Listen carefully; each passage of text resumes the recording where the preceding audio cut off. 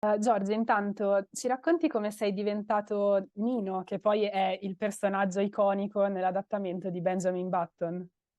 Sì, Nino Cotone è la versione italianizzata di Benjamin Button, un adattamento teatrale del famoso romanzo di Scott Fitzgerald che tanti conoscono per il film famoso con Brad Pitt, che è stata è adattata per il teatro da Pino Tierno, italianizzata, un po' per portare la storia più vicina al pubblico italiano e un po' perché c'è questa teoria in gran parte accettata anche dalla critica che Fitzgerald abbia scritto questa storia ispirandosi a un racconto italiano di tale Giulio Gianelli, scrittore piemontese, che scrisse Storia di Pipino, nato vecchio e morto bambino, che Fitzgerald potrebbe aver letto nei suoi viaggi in Europa e in Italia. Quindi c'è un po' questa origine italiana, noi riportiamo il racconto a casa in Italia. E sono diventato, io non sono diventato nessuno, sono sempre io, però cerco in scena di raccontare questa storia che è molto affascinante, la storia di un uomo che nasce nel corpo di un ottantenne e ringiovanisce lungo tutta la sua vita fino a morire neonato, per cui la storia di un uomo che per tutta la vita è fuori posto, è sbagliato, è nel momento sbagliato. È vecchio quando i genitori vorrebbero avere un bambino piccolo e vorrebbero che lui giocasse coi trenini, i sonaglini, lo mandano all'asilo, ma lui è un anziano, all'asilo si annoia con gli altri bambini. Quando invece è piccolino ha accumulato le esperienze di una vita, quindi magari è al parco, sente gli altri bambini che dicono io da grande vorrei fare questo, vorrei fare quell'altro, e lui sta zitto perché grande lo è già stato e quindi ascolta gli altri bambini in silenzio. Quindi è sempre un pochino nel posto sbagliato, che è una cosa che mi appartiene tantissimo, per cui zero fatica, ma credo che appartenga anche a molti di noi, insomma, non è che siamo tutti quanti centrati. E poi è un bel discorso sull'immagine, su quello che di noi appare agli altri, perché questo personaggio è visto per quello che lui è, ma nessuno si chiede che cosa sia lui dentro veramente, cioè la sua età anagrafica non corrisponde al suo aspetto. Ed è un discorso che oggi, con l'uso e l'abuso che facciamo della nostra immagine, forse è anche molto attuale, nonostante il racconto abbia 101 anni oggi. Certo. Senti, senza troppi spoiler, ci racconti un po' come è stato messo in scena questo adattamento? Sì, il regista Ferdinando Ceriani, eh, col quale mi sono trovato benissimo, ha avuto l'idea di metterlo in scena con una grande semplicità, perché già la storia è così complessa e complicata, no? Perché lui fa questi cambiamenti di età, le persone che lui incontra vivono la vita al contrario rispetto a lui, quindi incontra la ragazza di cui si innamora e poi lei invecchia, lui ringiovanisce, è un casino. Per cui la messa in scena è molto semplice, molto lineare, pulita ed elegante. E in questo racconto io vengo chiamato, io sono Leo narrante e ricorda la vita di Benjamin Nino e evoca anche tutti i personaggi che lui ha incontrato nella sua vita, quindi il padre, la baglia che l'ha assistito, il figlio, il professore all'università, insomma, tutti questi personaggi che escono fuori dal racconto rivivono con un meccanismo di evocazione. Nel senso, quando noi parliamo nella vita, può capitare, no? Io ti dico, guarda, ieri ho incontrato mia madre, mi ha detto, ma insomma, basta, non chiami mai a casa. La evoco, no? La cito, la ricordo. Quindi insieme a me ci sono tutti gli altri personaggi, ognuno con il suo aspetto, con la sua voce, con le sue caratteristiche fisiche, e tutti fanno parte di questo racconto e compongono questo monologo che io chiamo monologo a più voci. In più in scena con me c'è una bravissima danzatrice e cantante, Elisabetta Dugatto. Lei, dietro dei velatini, appare in alcuni momenti anche lei come un'evocazione delle figure femminili della vita di Benjamin Nino. E la sua presenza aggiunge intanto qualcosa di poetico proprio alla messa in scena e anche qualcosa di romantico. Tutto il racconto è molto ironico. Fitzgerald ha una penna estremamente felice nel raccontare questa storia, non usa toni drammatici. Io racconto questa storia come distaccato, guardandola dal di fuori, e sempre con qualcosa di divertito negli occhi, perché lui, cioè Benjamin, è il primo a sorridere di quello che gli è capitato, della sua sorte. La sua situazione potenzialmente drammatica è sempre stemperata da un po' di ironia, che è una cosa fondamentale nella vita. Quindi il racconto, lo spettacolo ha qualche cosa di leggero, di tenero, ecco. Noi raccontiamo questa storia con grande tenerezza e grande affetto. Forse l'affetto è il bene che io voglio a questo personaggio. Ecco, ovviamente la storia di Benjamin Button è molto famosa, poi è stata resa celebre anche dal film interpretato da Brad Pitt. Volevo chiederti, interpretare questo personaggio ti ha fatto scoprire anche dei nuovi aspetti di questa storia che magari non conoscevi, a cui non avevi pensato prima? Esattamente.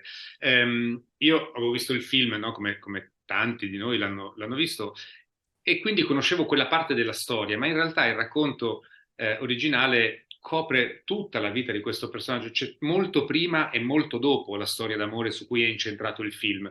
Ma giustamente il film è una produzione hollywoodiana, poteva contare su delle grandi star, David Fincher alla regia, Brad Pitt, Kate Blanchett, effetti speciali da Oscar, e si è concentrato sulla storia d'amore dei protagonisti. In realtà, appunto, come dicevo, questa storia è una parte centrale della vita, ma prima e dopo c'è tanto altro da raccontare, tanti altri rapporti, tanti altri personaggi. E personalmente mi ha fatto scoprire un racconto che non conoscevo, perché non l'avevo letto, l'ho letto per l'occasione e l'ho trovato geniale, è una storia che ci mette di fronte a noi stessi, allo specchio. Per farti un esempio, quante volte diciamo di qualche persona molto anziana eh, sta diventando bambino, no? Da vecchi si ritorna bambini. Lui è bambino e vecchio allo stesso tempo, e quando è bambino è destinato a dimenticare tutte le esperienze che ha accumulato durante la sua vita, ad andare verso l'oblio e vuole raccontarle prima che arrivi questo oblio. E tutti noi nasciamo nell'oblio, quando siamo piccoli non sappiamo nulla, dobbiamo ancora conoscere tutto. Lui conosce già tutto, ma lo sta dimenticando. Quindi è speculare a noi, e questa cosa io la trovo molto affascinante da lettore. Senti, adesso ti vediamo in teatro, ma ti abbiamo visto anche in televisione sul piccolo schermo. Da attore, vivi diversamente, il palco di un teatro e il set televisivo? Sì, il set televisivo richiede delle levatacce allucinanti, il teatro si fa la sera. No, a parte gli scherzi, è come noi facciamo sempre lo stesso lavoro, noi recitiamo. È come scrivere un libro usando diverse calligrafie. Da una parte scrivi a mano, dall'altra parte usi la macchina da scrivere, dall'altra parte il computer. Cinema, teatro, televisione, doppiaggio, sono tutti aspetti del nostro lavoro. E personalmente il teatro, che è quello da cui io vengo fondamentalmente, mi fa sentire a casa. Sul set anche mi sento a casa, ma è un processo più recente, cioè io ho fatto prima 10 anni di teatro e poi sono arrivato magari in televisione al cinema, quindi mi sento ancora, come dire, no, diciamo che mi sento più sicuro sul palcoscenico a volte che sul set. Però mi divertono tutte e due. Si tratta pur sempre di fare il mio lavoro, che è recitare, quindi eh, è come dire, preferisci il papà o la mamma? Non si può scegliere. Appunto, tra teatro, cinema e televisione hai interpretato tanti ruoli diversi. Ce n'è uno che non hai ancora interpretato e che magari ti piacerebbe fare in futuro?